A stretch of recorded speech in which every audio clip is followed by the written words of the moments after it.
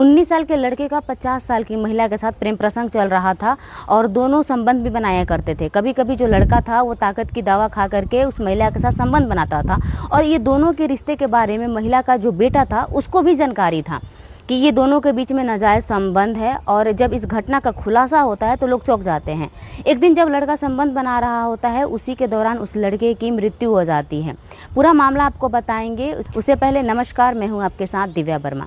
इसकी जो सच्ची घटना है, ये सच्ची घटना उत्तर प्रदेश के लखनऊ का है। प्रदेश के लखनऊ में अशरफ नगर नाम का एक जगह होता है और 17 मई को अशरफ नगर में एक झील होता है जहाँ से लोग मॉर्निंग वॉक करके गुजर रहे होते हैं और उस झील के किनारे उन लोगों का नज़र पड़ता है तो वहाँ पर एक डेड बॉडी पड़ा होता है। वहाँ के जो लोग होते हैं उस डेड बॉडी के पास जाते हैं तो देखते हैं कि जो वहाँ पर शरीर पड़ा होता है उसका काफ़ी गंभीर हालत रहता है, बुरी तरीके से हालत रहता है, लेकिन जो शरीर पर कपड़े होते हैं वो नए होते हैं।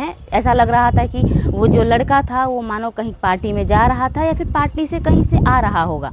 जिसके बाद वहाँ के लोग पुलिस को फ़ोन करती है। पुलिस की एक टीम अशरफ नगर के उस झील के पास आती है और उस बॉडी की जांच पड़ताल करती है तो देखती है कि बॉडी पर नए चमकते सूट बूट पड़े हुए हैं और सारा जांच पड़ताल वहाँ का मुआयना करने के बाद बॉडी को पोस्टमार्टम के लिए भेज दिया जाता है। बाद में ये खबर जो होती है अशरफ नगर में फैल जाती है। जब खबर फैलती है तो जो लड़का का डेड बॉडी होता है उसके घर तक भी ये खबर पहुंचती है और घर वाले के पास जब ये खबर पहुंचती है तो उसका भाई ने आता है पुलिस के और बताता है कि साहब मेरा नाम वैभव है और ये मेरा भाई सूरज है। वैभव जो होता है वो कहता है कि सूरज के प्रेमिका और प्रेमिका के घर वालों ने ही सूरज के साथ ये कांड किया है, क्योंकि जो सूरज की प्रेमिका है वो 50 साल की है और कहीं ना कहीं ये खबर पूरे गाँव वालों की थी कि 19 साल के लड़के का 50 साल की महिला के साथ संबंध चल रहा है और ये पूरे गांव में हल्ला था।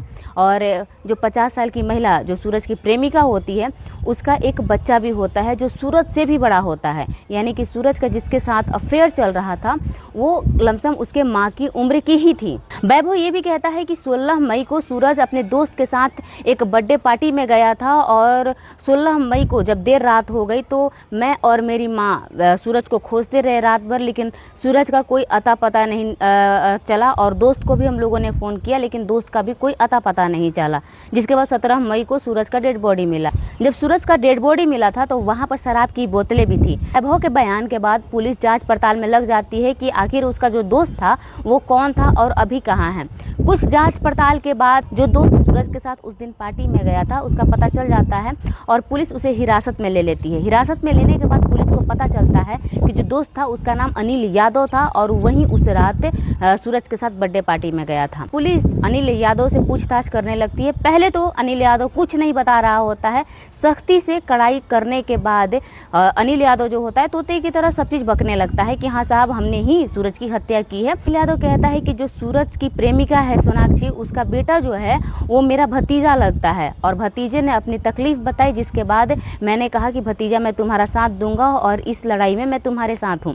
जिसके बाद पुलिस की एक टीम दीपक को पकड़ने के लिए जाती है और उसके घर से दीपक को भी पकड़ करके थाने लाती है। थाने में दीपक और अनिल से पूछताछ की जाती है। जिसके बाद दीपक जो बताता है सबके रोंगटे खड़े हो जाते हैं। दीपक कहता है कि जो सूरज होता है उसका चक्कर उसकी माँ के साथ 3 साल से है और वो 3 साल से इन दोनों का संबंध नाजायज़ रिश्ता देखते आ रहा था। गांव में उसकी बदनामी हो रही थी। दोस्त उसे सूरज को बाप कह करके पुकारा करते थे, यानी कि दोस्तों में भी जो दीपक होता है उठने बैठने लायक नहीं था, क्योंकि सूरज और उसकी माँ का नाजायज़ रिश्ता एक दूसरे के साथ था।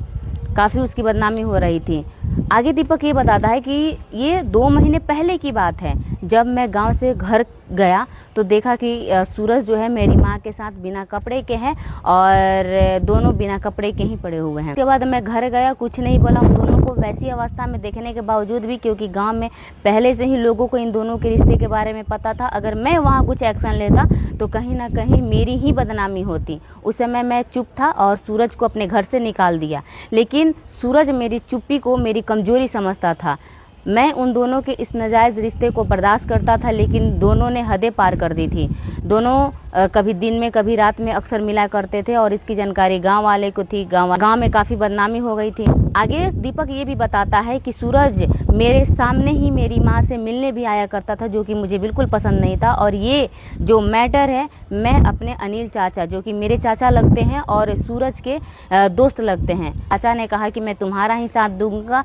दोस्त क्या है, दोस्त ऐसे आते जाते रहते हैं। फिर चाचा ने कहा कि 16 मई को एक पार्टी में जाना है और सूरज भी मेरे साथ जाने वाला है। उसी रात इस घटना को अंजाम दिया जाएगा। जिसके बाद सूरज को, जो अनिल होता है सूरज का दोस्त होता है और दीपक का चाचा होता है, उसको लेकर के जाता है और रास्ते में ही अनिल दीपक को इतना दारू पिलाता है कि दारू पी करके ओवरलोड हो जाता है। जिसके बाद दारू पीने के बाद जब सूरज ओवरलोड हो जाता है तो दीपक निकल करके आता है और दोनों उस पर काफ़ी वार करते हैं। जिसके बाद सूरज जो होता है दुनिया से चला जाता है। इस घटना का खुलासा हो जाता है और अनिल और दीपक को हिरासत में ले लिया जाता है। पुलिस की एक टीम सूरज की प्रेमिका के पास आती है और उनसे पूछताछ करती है। प्रेमिका कहती है कि मेरे बेटे ने गलत किया है, मैं सूरज से प्यार करती थी और उसे सज़ा मिलनी चाहिए, कड़ी से कड़ी सज़ा मिलनी चाहिए, क्योंकि मेरे बेटे ने उसे मारा है जिसे मैं बहुत प्यार किया करती थी। आगे पुलिस को ये भी पता चलता है कि जो प्रेमिका थी उसके पति जो हैं 3 साल पहले ही उनका देहांत हो चुका था और वो प्रेमिका अपने बेटे के साथ अपने मायके में ही रहती थी। और एक माँ कह रही थी कि मेरे बेटे को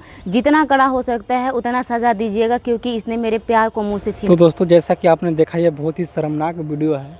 तो आप लोग को उम्मीद है आप लोग अपना राय ज़रूर दीजिएगा इस वीडियो कमेंट में, और ऐसा ही वीडियो देखने के लिए हमारे चैनल को सब्सक्राइब कर लीजिएगा।